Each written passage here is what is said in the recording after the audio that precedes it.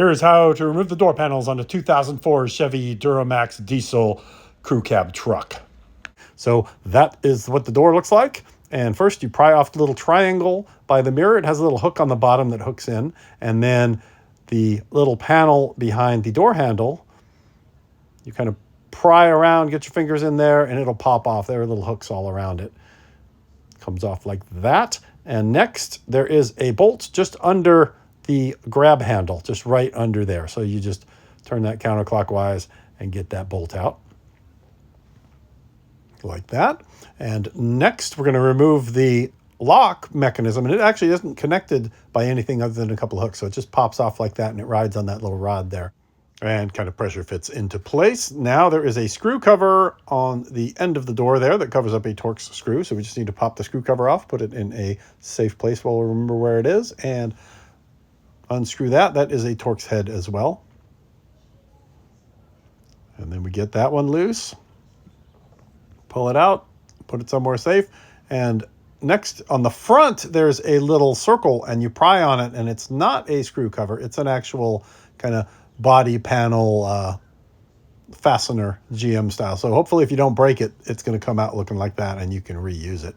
And then down at the bottom, you pry the light out from the back side, and then it has a little clip that you can unhook like that. You just pry that off with a little hook and it'll come right out like that. And then you lift up on the door panel and it will come loose. Now we're in here to unhook and replace the controls for the windows and mirrors. So that you also need to unplug to be able to remove the door panel. And most of them just unplug like normal, and one of them has a little gray latch that you have to lift like that to remove it and unplug it.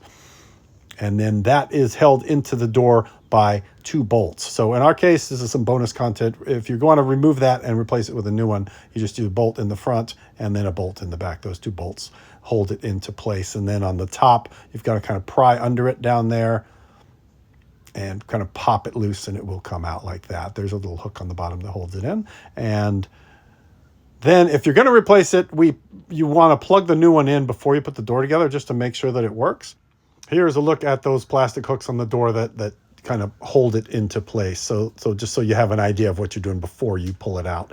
It's on all the corners, and then in the middle there are those plastic hooks. So now we're going to put this back on with those 2 bolts, put the new one in there, and then fasten up all the connectors. Again, with that gray one, we're remembering that you plug the gray one in and then you lift the little latch to hold it in place. All the other ones just kind of pop into place when you push them in. They just pressure fit, and they're all different, so you can't screw it up and plug the wrong one into the wrong place. And here you can see you want to line up all the hooks and then press downward on the door once they're lined up until it is fully seated. And then the light, the red part of the light, is going to go towards the back. Other way, Dave, it's going to go the other way like that. So with the red facing towards the street. There you go. It just pops, pressure fits into place like that.